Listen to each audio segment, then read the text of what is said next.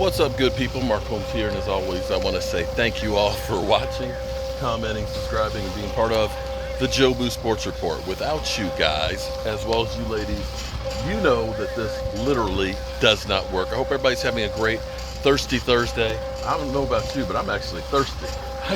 I could use a drink right about now. I'm here mixing up some plaster for the red brick house because, we're putting in the work and stuff. And as I'm watching this thing go round and round and round and round, it reminds me of everything that's talked about the Dallas Cowboys. Miss Jackie, shout out to Miss Jackie. She sent me a link from ESPN that has a future rankings. Future rankings. You know what? This is what's so funny to me because, see, this needs to be the Dallas Cowboys revenge tour. Because the Dallas Cowboys are used by everybody and their sister to get publicity.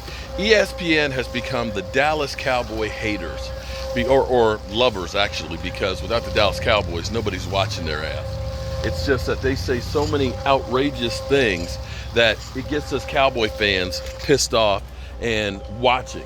And we need to stop doing that shit. I don't even have to watch, I don't even have to read the article. I don't have to, because I know how it'll go. It'll be, as always, dissing the Dallas Cowboys. I'm sitting here reading this morning when I was doing my morning video. They were talking about Dak Prescott and in an article, and they were talking about it was a disappointing season for Dak Prescott, because he broke his thumb and they lost to San Francisco. Didn't the team go 12-5? Didn't they beat the Tampa Bay Buccaneers? If that's a disappointing season, then there's a lot of quarterbacks out there that are really disappointed then because they didn't make the playoffs. They didn't win a playoff game. So if that's disappointing, man, there's a lot of mother humpers out there that should be disappointed. Hang on, I got some of this lime on my hands, and that stuff will eat the skin off of it. Let me rinse that off real quick. Okay, just hold on.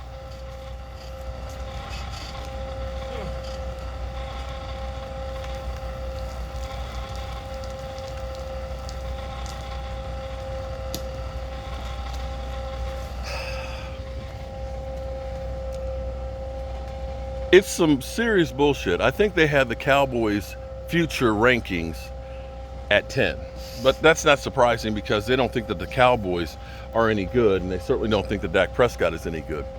It's so funny that for a guy that's constantly belittled and told he's garbage and this, that, and the other, for a guy who's great on third down, the toughest down in football, it's Pat Mahomes, it's Dak Prescott, and that's the list.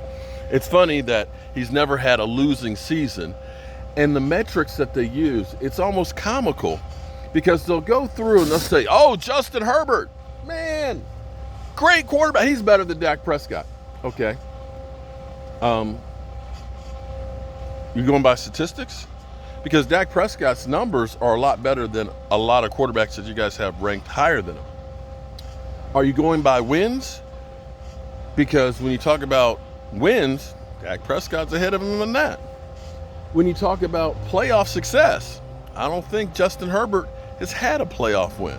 In fact, they finally made the playoffs this past year and had a 27-point lead that they lost. They gave up. They lost the game. They were up 27 points, 27-0, and lost.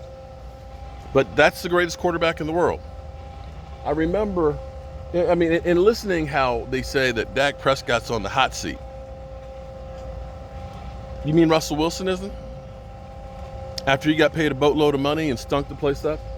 You mean Deshaun Watson, who's had off-the-field issues and was told that he's better than Dak Prescott? And he's got a fully guaranteed contract. Oh, and by the way, that whole money thing, it's funny how nobody's talking about how much money that Daniel Jones is getting, and it literally costing him his running back, half of his offense. It's funny how nobody's talking about Deshaun Watson's guaranteed contract. It's funny how nobody's talking about, like Lamar Jackson or Jalen Hurts. Only Dak Prescott, even though he's 11th right now? 11th? Yeah. It's kind of funny. But this is my hope right here. Not that professional athletes should need more incentive. They should be pretty much hyped up and ready to go to begin with. But as much shade that has been thrown on the Dallas Cowboys, and I mean there's so much shade, that they are literally told that they suck. You know, even though they went 12-5, won a playoff game, back-to-back 12-win seasons, somehow a team like the Lions gets more respect. Somehow the Lions get more respect than the Dallas Cowboys. Yeah, this is where I hope the Dallas Cowboys players get that bunker mentality and they begin the FU tour. And they just go out there and they beat the crap out of everybody. Because, see, you know what's crazy is, I don't know if sports is really just, you know, sports talk is just entertainment anymore, or if it's actually supposed to be factual. Because we all know that every year there's always a darling team. And very rarely does that darling team ever meet expectations.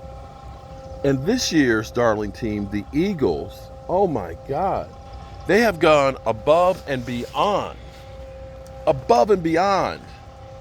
for the Eagles, the team that lost the Super Bowl, the team that struggled against the Colts, the team that struggled against the Bears, the team that lost to the Dallas Cowboys, the team that lost to the Washington Commanders. Somehow they believe that a team that has 7 new starters, understand, that's a third of their starters. A third of their starters did not start last year. That a team that has a new offense and defensive coordinator, a team that now has a first place schedule that didn't last year, a team that now will have a target on their back, somehow they believe that they're still head and shoulders above everybody else. The team that scored more points in the Super Bowl and lost than any other team, that team has 6 new starters on defense. And somehow, some way, they're going to go ahead and just roll right into the Super Bowl and win it. Yeah, this is where I hope the Cowboys have that, we're going to show you mother humpers how wrong you are. Yeah, that's how it's going to be.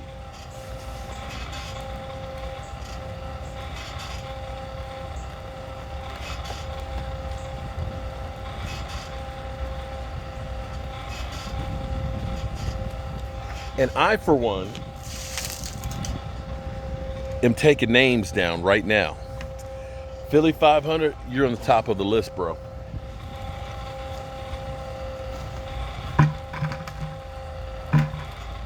You on the very top, bro.